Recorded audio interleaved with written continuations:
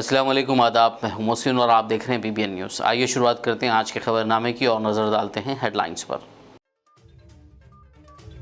मरकजी वजीर किशन रेड्डी ने अंबरपेट में बल्दी मसाइल और तरक्याती कामों का लिया जायजा। इस दौरान ओहदेदारों की अदम मौजूदगी पर जाहिर की शदीद बरहमी।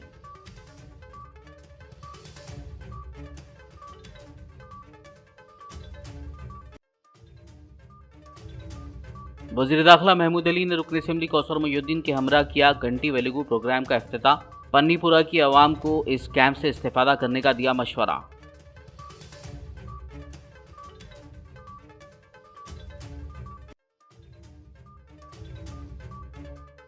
तेलंगाना के तरक्की पसंद इकदाम से हवाबाजी और एरोस्पेस इंडस्ट्री की तेज़ रफ्तार तरक्की जारी। शमशाबाद एयरपोर्ट पर अमेजॉन एयर का आगाज करने के मौके पर वजीर KTR का खिताब। तेलंगाना हुकूमत की ओवरसीज स्कॉलरशिप स्कीम के फंड्स की फौरी इजराई का मुतालबा। स्कीम के जरिए बैरून मुल्कों में ज़ेर तालीम तुलबा के सरपरस्तों ने हज हाउस में किया एहतजाज।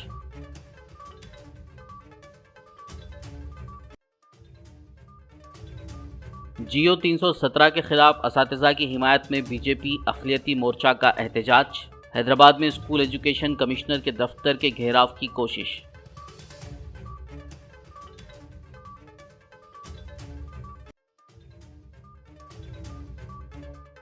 आज मुल्क ने नेताजी सुभाष चंद्र बोस को उनकी यौम पैदाइश पर किया याद। पोचाराम श्रीनिवास रेड्डी ने बांसवाड़ा में पेश किया खिराज।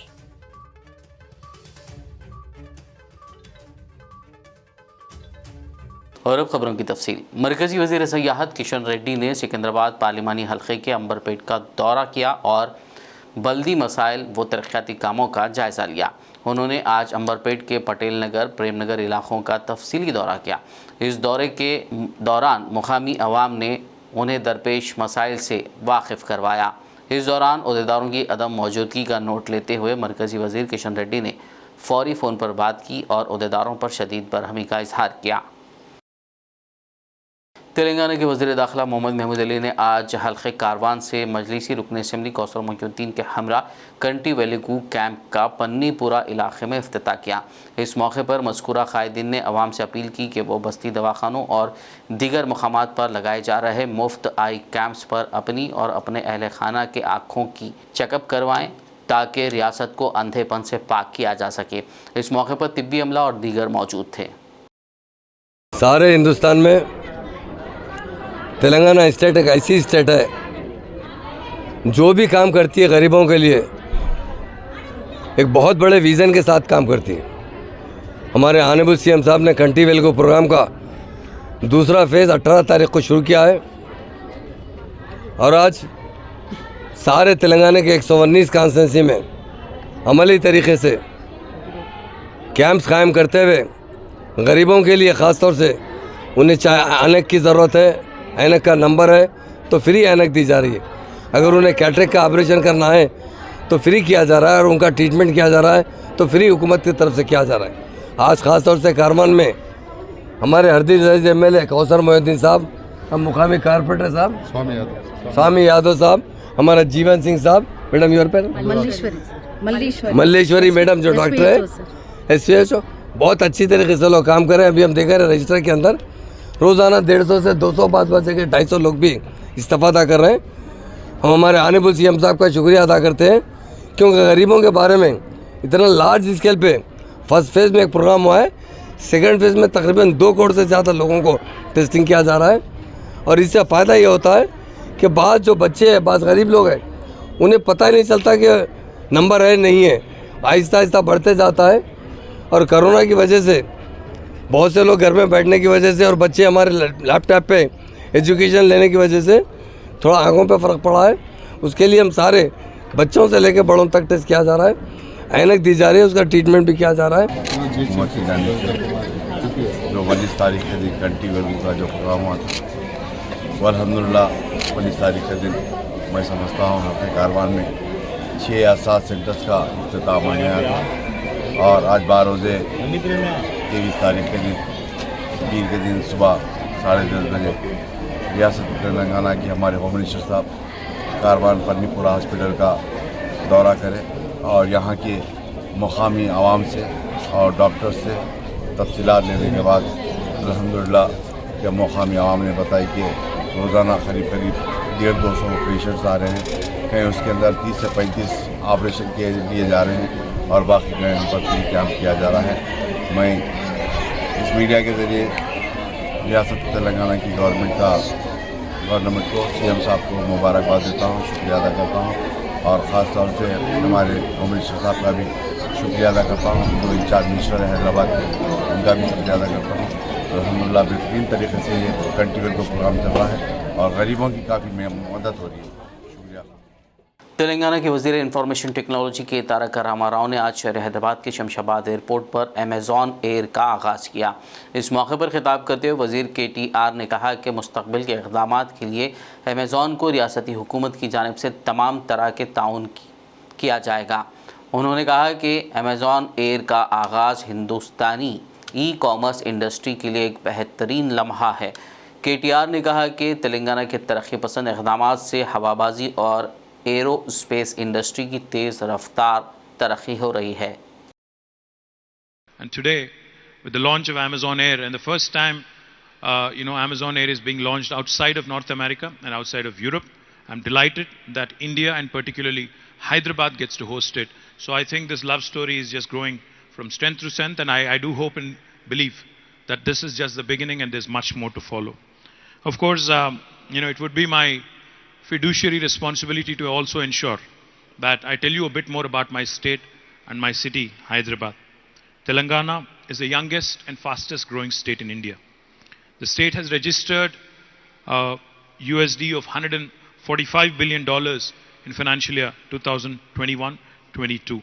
The state has doubled its per capita income since 2014, from 1,24,000 Indian rupees to 2,78,000 rupees. Hyderabad continues to top several global and national rankings in the past few years. Some among them, Telangana has been ranked among the top 3 states in the ease of doing business among all Indian states by World Bank and Government of India, a joint ranking given by both of them. Hyderabad has been ranked as the world's most dynamic city by JLL. Hyderabad also has been ranked the most livable city among all Indian cities by Mercer, and 5 times in a row from 2015 until 2020. Hyderabad also has bagged the world's Green City Award by AIPH in 2022, which is a matter of great pride for all of us. Telangana has been ranked 2nd in the India's Innovation Index. We also won the Best State Award for Aerospace from Ministry of Civil Aviation 3 times in a row now. We are also ranked the most cost-effective aerospace city in the world by FTFDA global rankings. The state continues to be a shining beacon in terms of attracting investments. In the last 8 years, we've been able to attract more than $47 billion in investments. And also, in fact, this excludes the $2.6 billion that was committed at the World Economic Forum in Davos last week. मजलिस इत्तेहादुल मुस्लिमीन के general secretary व याकुतपुरा रुकन assembly Syed Ahmad Pasha Qadri ने आज Mughalpura division के जहांगीर नगर में 4.5 करोड़ रुपए की लागत से नाले के तरक्याती कामों का इफ्तिताह किया। इस मौके पर मुकामी मजलिसी कॉरपोरेटर नसरीन सुल्ताना, महकमा बल्दिया के इंजीनियर्स और मजलिसी सरगर्म कारकुनान मौजूद थे। असम्बली हल्के के इलाके तालाब चनी चलम में जहांगीर नगर में एक 4.5 करोड़ का नाले का काम शुरू हुआ। तकरीबन बहुत दिनों से इसका मंजूरी होकर रखी थी, टेंडर हो गया। एरिया कॉरपोरेटर नसरीन सुल्ताना साहबा की खास दिलचस्पी से ये काम जल्दी शुरू हुआ। इंशाल्लाह बारिश से पहले काम की तकमील होंगी तो ये बस्तियों को आराम होगा। अब कुछ कामों के ताल्लुक से शिकायत थी मुकामी लोगों की, तो बल्दिया के इंजीनियर्स के साथ आके मुआयना किए। काम अल्हम्दुलिल्लाह ठीक चल रहा है। कोई किसी किस्म का गलत काम हो रहा है तो हम फौरी आके मुआयना करके काम को सुधारेंगे। हमारी कोशिश ये है कि जहांगीर नगर का ये कदीम नाला, ये काम होने के बाद बारिश के दिनों में कभी भी ये लोगों को नाले से कोई मुश्किल नहीं होगी, बल्कि नाले से और फ़ायदा हो जाएगा। नाले के स्ट्रेंथ को बढ़ा दिया गया है, उसकी डीप भी करे हैं, वाइंडिंग भी करे हैं। मेरा काम तेज़ी से चल रहा है। बल्दिया के इंजीनियर्स को पाबंद किया कि कम से कम हफ्ते में एक बार आके काम का मुआयना करें तो काम की क्वालिटी रहती। उस दिन हमारे ईसा माजे साहब है, उन्होंने बहुत लापरवाही करते हैं, लेकिन यहाँ पे मैडम पाबंद करें उनको यहाँ पे एक दिन आना बोलती तो पाबंदी से आ रहे हैं। बहरहाल इंतजाई के सुदूर मुतमदीन भी काम की निगरानी कर रहे हैं। इंशाल्लाह काम के दौरान कई वक्त आके इसका मुआयना करेंगे। शुक्रिया। तेलंगाना के वज़ीर दाखिला मोहम्मद महमूद अली और हल्के बहादुरपुरा से मजलिसी रुकन असम्बली मौज़म खान ने आज किशन बाग पार्क और देवी बाग इलाके में कंटी वेलुगु प्रोग्राम के दूसरे मरहले के तहत लगाए गए मुफ्त आई चेकअप कैंप्स का इफ्तिताह किया। इस मौके पर मजलिसी कॉरपोरेटर्स हुसैनी पाशा और मोहम्मद सलीम के अलावा तिब्बी अमला और दीगर मौजूद थे। टेस्ट करने का टारगेट मुकम्मल किया गया है। फर्स्ट फेज़ ऑलरेडी कंप्लीट हो चुका है। सेकंड फेज़ 18 जनवरी से शुरू हुआ है और आज मैं बहादुरपुर पे आया हूँ। हमारे हरदिल अजीज एमएलए मौज़म खान साहब और यहाँ के तमाम कारपोरेटर और हमारे TRC के कायदीन, हमारे डॉक्टर्स, म्युनिसिपल अहदेदार सब मिलकर एक साथ आवाम की खिदमत कर रहे हैं, क्योंकि कंटी वेलुगु एक ऐसा प्रोग्राम है जिससे लोगों का आँख का इलाज किया जाता है। अगर किसी को नंबर है तो ऐनक दिया जाता है। ट्रीटमेंट करना है तो मुकम्मल ट्रीटमेंट के दवाएं फ्री दिए जाते हैं। सर्जरी की ज़रूरत है तो वो भी हुकूमत की तरफ से फ्री प्रोवाइड किया जाता है। ट्रांसपोर्ट भी फ्री प्रोवाइड किया जा रहा है। ख़ासतौर से हमारे जो डायनामिक मिनिस्टर है हरीश राव साहब, वो काफ़ी उसकी निगरानी कर रहे हैं। इसलिए सारे लोगों की नज़र तेलंगाना स्टेट पर है। आज बहादुरपुरा कॉन्स्टिट्यूंसी के अंदर कंटी वेलुगु प्रोग्राम के तहत ये प्रोग्राम गवर्नमेंट ऑफ तेलंगाना की जानिब से चल रहा था। उसमें हमारे तेलंगाना होम मिनिस्टर जनाब महमूद अली साहब यहाँ पर देवी बाग एक और किशन बाग एक दो सेंटर्स के ऊपर आके इंस्पेक्शन किए हैं। इस इंस्पेक्शन में मैं हूँ, बहादुरपुरा कॉन्स्टिट्यूंसी के हमारे कॉर्पोरेटर्स हैं और यहाँ पर तफसीर दौरा करें हमारे होम मिनिस्टर साहब। कैंप सही चल रहे हैं, ट्रीटमेंट सही दिया जा रहा है क्या, आई चेकअप सही हो रहा क्या। अल्हम्दुलिल्लाह हर काम अच्छा चल रहा है। मैं आपके चैनलों के ज़रिए और हमारे जनाब महमूद अली साहब का शुक्रिया अदा करना चाहता हूँ कि आप अपना कीमती वक्त निकाल कर हमारे बहादुरपुरा कॉन्स्टिट्यूंसी के सेंटर्स को आकर इंस्पेक्शन किए हैं। आपके आने से इंशाअल्लाह ताला और अच्छा काम होगा यहाँ पर, हमें उम्मीद है। शुक्रिया आपका। तेलंगाना हुकूमत की बावखार ओवरसीज़ स्कॉलरशिप स्कीम के फ़ंड्स जारी करने का मुतालबा करते हुए इस स्कीम के ज़रिए बैरून मुल्कों में ज़ेर तालीम तलबा के सरपरस्तों ने आज शहर हैदराबाद के नामपल्ली में वाक़ हज हाउस में एहतजाज किया। एहतजाजी औलियाए तलबा का कहना था कि गुज़िश्ता 3 सालों से ओवरसीज़ स्कॉलरशिप स्कीम के फ़ंड्स जारी नहीं किए गए हैं, जिस वजह से बैरून ममालिक में तलबा को कई एक मसाइल का सामना है। उन्हें अपनी सेमेस्टर फ़ीस की अदायगी और खाने के लिए पार्ट टाइम जॉब करना पड़ रहा है। उन्होंने फौरी ओवरसीज़ स्कॉलरशिप स्कीम के फ़ंड्स जारी करने का CM KCR से मुतालबा किया।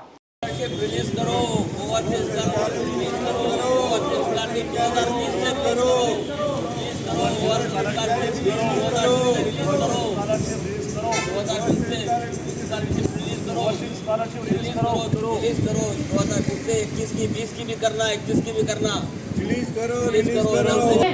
हम लोगों का कुछ भी नहीं। फिर क्या करेंगे? फिर हम लोग डायरेक्टर में वही सिलेक्शन प्रोसेस और नहीं मैडम, रिलीज 20 के भी नहीं आए, 21 के नहीं आए, फिर 22 के आपने स्टार्ट कर दिया। आप लोग 22 के आप लोग स्टार्ट कर दिया। आप लोग बच्चे में पढ़िए कैसा आप बोलिए, नहीं तो सीधा सीधा बोलो नहीं दे सकते हम बोलिए। गवर्नमेंट का काम है ना भाई, बोलो रिलीज हो गया। आप देखिए आप ये वालेकुम मकसूद आलम बोलो मैं। ओवरसीज स्कॉलरशिप के बारे में हम तकरीबन 3 साल से फिर एप्लीकेशन जो है 6 और 3/2022 को एक इंस्टॉलमेंट रिलीज़ हुई, फिर उसके बाद 2-4 महीने में रिलीज़ हुई। आज तक हमको पैसे नहीं आए, लास्ट स्टेज पे है। आपके पैसे आज आते कल आते। 2020 से हम लोग जो है कई चक्कर मारे, मैंने ऑफिस के मार रहे हैं, इस हज हाउस के मार रहे हैं, हर जगह के मतलब चक्कर मारे, कभी आज तक कोई सही रिस्पांस नहीं मिल रहा हमको। हम लोग खर्चा लेके बच्चों को भेजा है, बच्चे फ़ीस के लिए परेशान हैं यहाँ पर वहाँ पर। हम जो पेपर बता के लोगों से पैसे लिए, भाई ये पैसा आज आता कैसा भी आपको देना है, आप आता पैसा बोल के लोगों से लिए, लोग परेशान कर रहे हैं हम लोगों को। मेरा नाम असरा शाहीन है और मैं मेरी बेटी को US भिजाई हुई हूँ। वो ओवरसीज स्कीम निकला था तो सबमिट करे थे मेरी बेटी के लिए, वहाँ पे भिजाई और ये माइनॉरिटी का था बोल के मैं उसको कोशिश करके भिजाई और एप्लीकेशंस वगैरह सब सबमिट करे सो था। सिलेक्शन भी हो गया था और पेमेंट भी रिलीज़ होते बोल के बोले, लेकिन आज तक एक भी पेमेंट रिलीज़ नहीं हुआ, कुछ भी नहीं हुआ और हम इंतज़ार करते रह रहे। आजकल बोल रहे दिसंबर 31 भी चले गया 2022 का, लेकिन अभी तक एक भी पेमेंट नहीं आया। वहाँ पे वो बहुत परेशान है और बार बार पूछ रहे कि कब आते पैसे, कब आते बोल के। यहाँ की गवर्नमेंट क्या कर रही समझ में नहीं आ रहा। अभी ये पेमेंट रिलीज़ भी नहीं हुआ और दूसरा ओवरसीज़ का स्कीम का ऑलरेडी आज लास्ट डेट है बोल के सबमिट कर रहे सब जने, लेकिन ये हम लोगों की जो उम्मीद थी पहले के जो आते बोल के अभी तक नहीं आए। क्या करना समझ में नहीं आ रहा, इसीलिए हम लोग बार बार फिर रहे, ऑफिसेस फिर रहे, इनसे बात कर रहे, उनसे बात कर रहे, लेकिन कुछ भी फ़ायदा नहीं हो रहा। कोशिश कर रहे कि अगर गवर्नमेंट अगर जल्दी रिलीज़ कर जाए तो हमारे परेशानियां दूर हो जाते हैं और बच्ची भी वहाँ पे सुकून से मुकम्मल कर सकती तालीम। तेलंगाना बीजेपी अक़लियती मोर्चा ने जियो 317 के ख़िलाफ़ असातिज़ा की हिमायत में आज शहर हैदराबाद के लकड़ी का पुल इलाके में वाक़ स्कूल एजुकेशन कमिश्नर के दफ्तर का घेराव किया। इस मौके पर एहतजाजी बीजेपी कायदीन ने दफ्तर के गेट के सामने धरना देते हुए नारे लगाए। इस दौरान पुलिस ने अक़लियती मोर्चा कायदीन को अंदर दाखिल होने की कोशिश करने पर रोक दिया और उन्हें गिरफ्तार करते हुए पुलिस स्टेशन मुंतकिल कर दिया।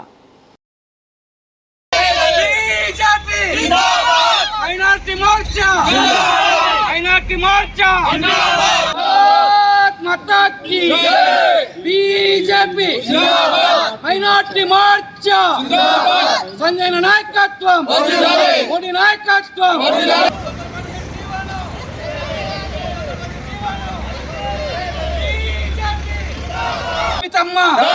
సవితమ్మ ఇదే మీ రాజ్యం, ఇదే మీ రాజ్యం। భార్యాభర్తలను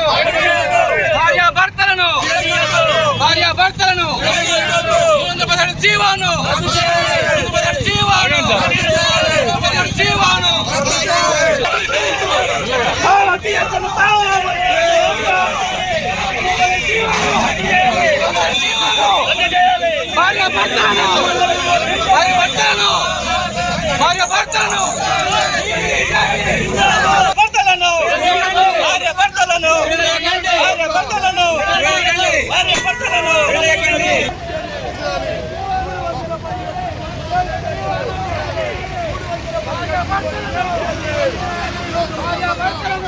खबरनामे में फ़िलहाल लेंगे एक ब्रेक। मुलाकात होगी इस छोटे से ब्रेक के बाद।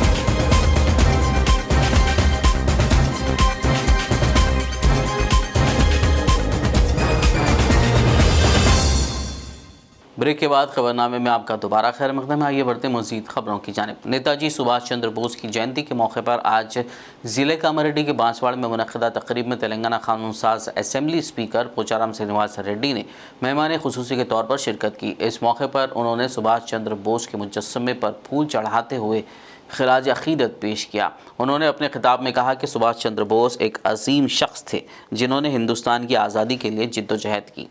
उन्होंने मुल्क की आज़ादी के लिए सुभाष चंद्र बोस की खिदमत को भरपूर खराज पेश किया। ब्रिटिश वारू ఈ పోరాట సందర్భంలో వివిధ సందర్భాల్లో 11 సార్లు ఆయనకు జైలు పంపించారు। 11 సంవత్సరాలు జైలు పంపించినా భయపడకుండా స్వాతంత్ర్యం కోసం పోరాడిన వ్యక్తి నేతాజీ సుభాష్ చంద్రబోస్। ఆ పోరాట పటిమను భరించలేక ఏ విధంగా నేతాజీ సుభాష్ చంద్రబోస్ను అంతమొందించాలి, ఆయనని భూమి మీద లేకుండా చేయాలనేటువంటి కుట్ర పన్ని ఇప్పటికైనా సచ్చినటువంటిది వాస్తవాలు ఇప్పటికి తెలియదు। ఇంకా ఆయన రోగంతో చనిపోయిందా లేకుంటే యాక్సిడెంట్ చనిపోయిందా లేకుంటే మామూలుగా చనిపోయిందా అనేది ఇప్పటికి తెలియదు। దేశానికి స్వాతంత్రం తీసుకొచ్చినటువంటి పోరాట యోధులైనటువంటి నేతాజీ సుభాష్ చంద్రబోస్ గారు తన ప్రాణాన్ని బదులు తెలంగాణ రాష్ట్రం దేశం కోసం పోరాటం చేస్తే ఈరోజు అధికారంలో వచ్చినటువంటి నాయకులు దాన్ని నిర్లక్ష్యం చేస్తూ ఉన్నారు। ఉన్న ప్రభుత్వం దేశంలో ఏమంటుంది కరెంట్ ఫ్రీ ఇవ్వద్దట. కరెంటు మోటార్లకు మీటర్లు పెట్టండి, మీ 60,000 కోట్లు ఇస్తాం. ముఖ్యమంత్రి గారు చెప్పారు, నా గుండెల ప్రాణం ఉన్నంత వరకు కరెంటు మోటార్లకు నేను మీటర్లు పెట్టానంటే పెట్టని చెప్పారు. संगारेड्डी जिला कलेक्टर डॉक्टर शरद कुमार व एडिशनल कलेक्टर राजा हर्षी शाह और वीरा रेड्डी ने मुख्तलिफ महकमों के अहदेदारों को हिदायत दी कि वो ज़िले की आवाम की तरफ से मुख्तलिफ मसाइल से मुताल्लिक़ मौसूल होने वाली दरख्वास्तों के जल्द अज जल्द हल पर खुसूसी तवज्जो दें। एडिशनल कलेक्टर्स राजा हर्षाश्री और वीरा रेड्डी ने आज कलेक्ट्रेट शिकायती हॉल में मुनक़्क़िदा प्रोग्राम में मुख्तलिफ इलाक़ों से आने वाले दरख्वास्त गुज़ारों से दरख्वास्तें वसूल की। इस मौके पर मुश्तरका तौर पर ख़िताब करते हुए उन्होंने कहा कि अवामी मसाइल के फ़ौरी हल के लिए ही प्रजा दरबार प्रोग्राम मुनक़्क़िद किया जा रहा है। उन्होंने मुताल्लिक़ा अहदेदारों को हिदायत दी कि वो अवामी मसाइल हल करने में कोई ताख़ीर ना करें। प्रजावानी में मुख्तलिफ महकमों को अलॉट किए गए काउंटर्स पर लोगों ने मसाइल से मुताल्लिक़ अर्ज़ियाँ पेश की। एडिशनल कलेक्टर ने तमाम महकमों के अहदेदारों को मशवरा दिया कि वो वक्तन फ़वक्तन प्रजावानी में मुताल्लिक़ा रजिस्ट्रों में हल शुदा और ज़ेर इल्तिवा दरख्वास्तों की तफसीलात को अपडेट करें।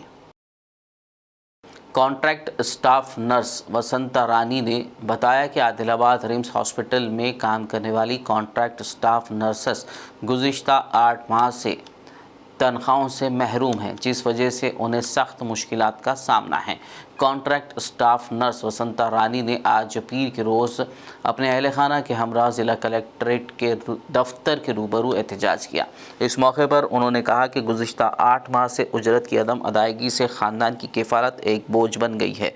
उन्होंने आला हुक्काम से दरख्वास्त करते हुए कहा कि कॉन्ट्रैक्ट स्टाफ नर्सेस की गुज़िश्ता 8 माह से ज़ेर इल्तिवा तनख्वाहों की फ़ौरी अदायगी की जाए। కాంట్రాక్ట్ స్టాఫ్ నర్స్ని గత 8 నెలల నుండి నాకు జీతాలు రాక చాలా ఇబ్బందిగా ఉంది. పిల్లలకి స్కూల్ ఫీజు కట్టలేక పిల్లల్ని ఇంట్లోనే పెట్టుకొని ఉంచుకుంటున్నాము. మేము ఏం తిని డ్యూటీ చేయమంటారు సార్? ఏమి వాళ్ళకి ఇంట్లో సరుకులు ఏమి కూడా పండుగలు చేసుకోలేకపోతున్నాము. కుటుంబ పోషణ ఎట్లా గడవాలి సార్? మరి చెప్పండి, ఎలా డ్యూటీ చేయాలి? నీళ్ళు తాగి డ్యూటీకి చేయమంటారా, లేకుంటే ఏమి తిని రమ్మంటారు డ్యూటీకి? మాకు 8 నెలల జీతాలు ఇవ్వాలని కోరుకుంటున్నాం సార్. जगतियाल बरखी दफ्तर के रूबरू बीजेपी की क़यादत में बिलों को कम करने का मुतालबा करते हुए धरना दिया गया। एहतजाजियों ने बिजली बिलों के साथ साथ ACD के नाम पर पैसे बटोरने का महकमे बरखी पर इल्ज़ाम लगाया। इस मौके पर पुलिस और बीजेपी लीडरों के दरमियान उस वक्त बहस हो गई जब बीजेपी कायदीन ने दफ्तर में दाखिल होने की कोशिश की। बादशाह बीजेपी कायदीन ने इस ज़िम्मन में एक याददाश्त मुताल्लिक़ा अहदेदार के हवाले की।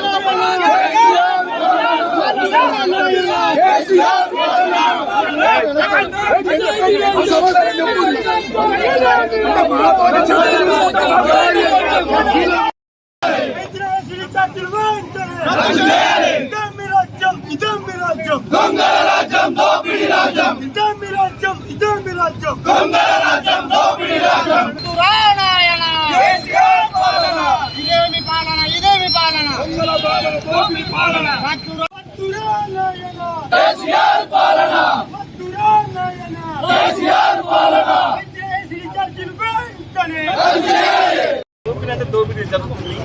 ఇలా కేవలం రాష్ట్ర ప్రభుత్వం దొంగల చేతికి ఇచ్చినట్టుంది. మన ఈ దొంగల రాజ్యం, ఈ దొరల రాజ్యం కేవలం వాళ్ళ కల్వకుంట కుటుంబానికే పెట్టుబడులకు పనికొస్తుంది తప్ప వీళ్ళు చేసింది ఏం లేదు. కరెంట్ ఛార్జీలు పెంచిర్రు, బస్ ఛార్జీలు పెంచిర్రు, ఇటు పెట్రోల్ ఛార్జీలు పెంచిర్రు, పెట్రోల్ డీజిల్ ఛార్జీలు. అదే ఇప్పుడు భారతీయ జనతా పార్టీ ఉన్న రాష్ట్రాలల్లో మన దగ్గరనేమో సేల్ ట్యాక్స్ తగ్గియలేదు, అక్కడ సేల్ ట్యాక్స్ తగ్గించారు. కానీ ఎంత దారుణంగా ప్రతి సామాన్యుని నడ్డి విరిచే ప్రభుత్వం మీరు కేసీఆర్ ప్రభుత్వం. కేవలం కళ్ళు కొళ్ళు మాటలు చెప్పుకుంటూ బతుకుతురు తప్ప ఇది మనల్ని దోసుకుంటున్నారు. ఇప్పుడు మనం కట్టే ట్యాక్స్ల మీదనే వాళ్ళు ఈ పెన్షన్లు ఇచ్చుకుంటా, పెన్షన్లు ఇచ్చి మాయమాటలు చెప్పుకుంటా వీళ్ళు ఓటు తప్పాయిస్తారు తప్ప నేను చేసేది ఏమీ లేదు. కేవలం వాళ్ళ స్వార్థ రాజకీయాల కొరకే తప్ప ఇటు రైతులను చూడు, రైతులకు రుణమాఫీ చేస్తాను, ఇప్పటివరకు రుణమాఫీ లేదు. ఇటు ఎటు చూసినా ఏ రకంగా చూసినా వీళ్ళు ज़िले जगतियाल बीरपुर मंडल रोल्ला वागू प्रोजेक्ट को मुकम्मल करने का मुतालबा करते हुए कांग्रेस पार्टी की क़यादत में किसानों ने एहतजाज किया। कांग्रेस एमएलसी टी जीवन रेड्डी की क़यादत में एहतजाज के लिए मुख्तलिफ देहातों से किसानों की बड़ी तादाद ने शिरकत की। इस मौके पर जीवन रेड्डी ने कहा कि पानी की अदम दस्तियाबी से किसानों की फसलें सूख रही हैं। प्रोजेक्ट के मुकम्मल ना होने से किसानों को नुकसान उठाना पड़ रहा है। उन्होंने किसानों के नुकसान की भरपाई के लिए हुकूमत से हर किसान को फ़ी एकड़ 20,000 रुपये देने का मुतालबा किया।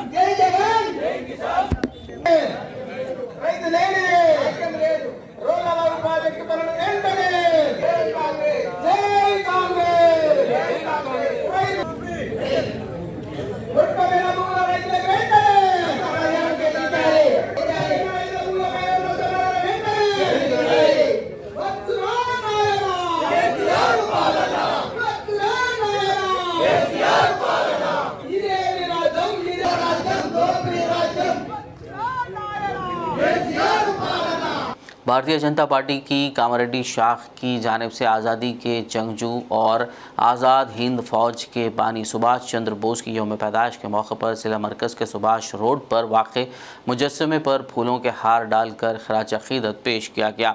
इस मौके पर BJP Kamareddy assembly incharge Venkataramana Reddy ने कहा कि सुभाष चंद्र बोस ने हिंदुस्तान की आज़ादी के लिए बहुत बड़ा रोल अदा किया। बीजेपी कायदीन ने कहा कि जिस अजीम इंसान ने हिंदुस्तान के लोगों को आज़ाद हवा में सांस लेने के लिए अपनी जान का नजराना पेश किया, वो आज के नौजवानों के लिए एक अजीम तरगीब हैं।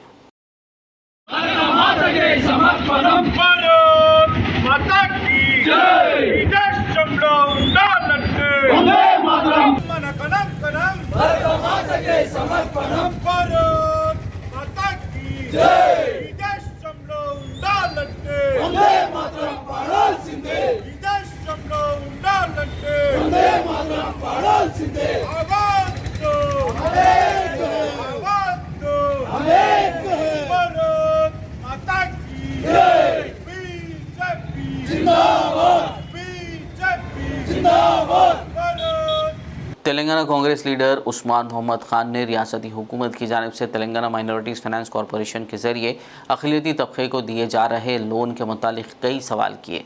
उन्होंने इल्ज़ाम लगाते हुए कहा कि CM KCR ने माइनॉरिटीज़ को सिर्फ धोखा ही दिया है। वालेकुम, आज मैं खुसूसी आप तमाम के सामने आया हूँ कुछ ख़ास इन्फॉर्मेशन देने के लिए।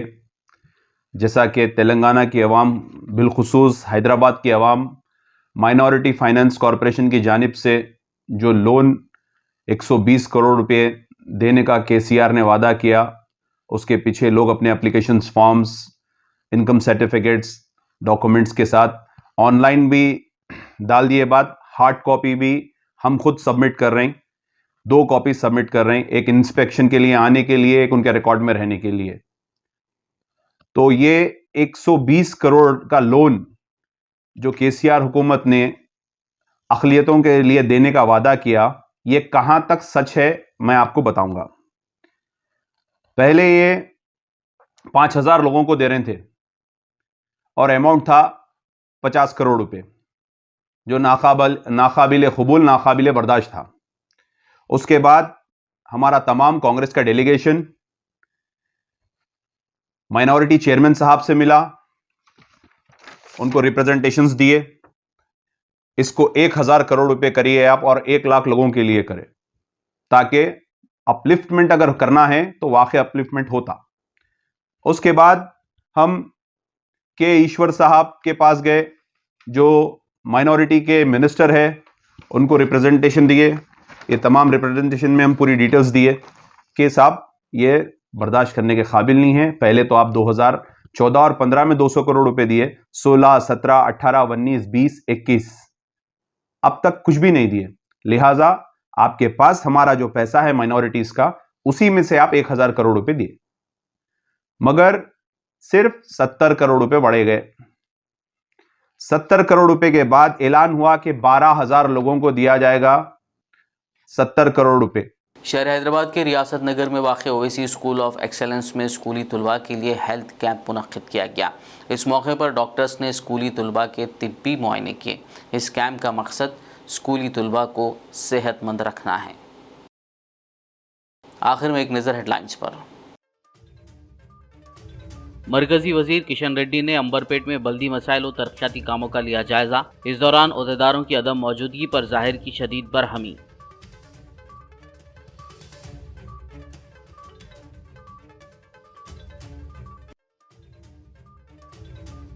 वज़ीर दाखिला महमूद अली ने रुकन असेंबली कौसर मोहिउद्दीन के हमरा किया घंटी वेलुगु प्रोग्राम का इफ्तिताह। पन्नीपुरा की आवाम को इस कैंप से इस्तेफादा करने का दिया मशवरा।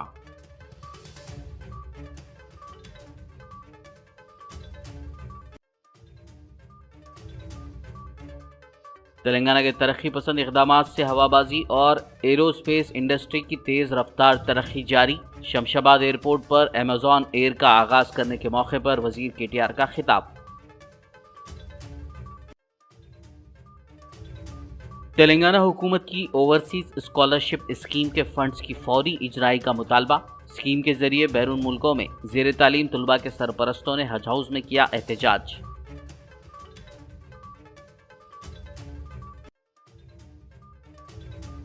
जियो 317 के खिलाफ असातिज़ा की हिमायत में बीजेपी अक़लियती मोर्चा का एहतजाज। हैदराबाद में स्कूल एजुकेशन कमिश्नर के दफ्तर के घेराव की कोशिश।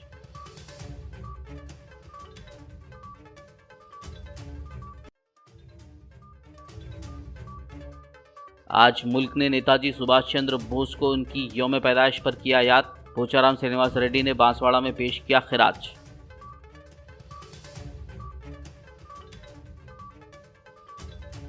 खबरनामे में फिलहाल बस इतना ही। ताज़ा तरीन अपडेट्स के लिए देखते रहिए BBN न्यूज़। यूट्यूब और फेसबुक पर मौजूद हमारे वीडियोस को लाइक और शेयर ज़रूर कीजिए। BBN चैनल के व्यूअर्स के लिए एक अहम इत्तला। अब BBN चैनल का टेलीकास्ट भारत भर में हो रहा है। हमारे व्यूअर्स भारत में कहीं भी टीवी पर आप BBN चैनल देख सकते हैं। स्क्रीन पर BBN चैनल की टेलीकास्ट डिटेल्स दस्तयाब हैं। इसके अलावा भारत भर में किसी भी एरिया में अगर आप BBN चैनल देखना चाहते हैं तो आप अपने केबल ऑपरेटर को इसके लिए कह सकते हैं। आपकी डिमांड पर वो ज़रूर BBN चैनल टेलीकास्ट करेंगे, क्योंकि BBN एक फ्री टू एयर चैनल है। इसके लिए आपको सिर्फ हमारे दिए गए नंबर पर केबल ऑपरेटर से कॉल या व्हाट्सएप पर मैसेज करवाना है। हम आपके केबल ऑपरेटर तक BBN चैनल पहुंचा देंगे, जिससे वो आपके एरिया में टेलीकास्ट कर सकते हैं। इसके लिए चैनल की हमारी पूरी टीम लगातार काम कर रही है ताकि आप तक BBN चैनल को पहुंचाया जाए। इसके अलावा BBN चैनल को भारत भर में रिपोर्टर्स की ज़रूरत है। अगर आप सहाफ़ी हैं और BBN चैनल से जुड़ना चाहते हैं तो आप भी दिए गए नंबर पर रब्त कर सकते हैं।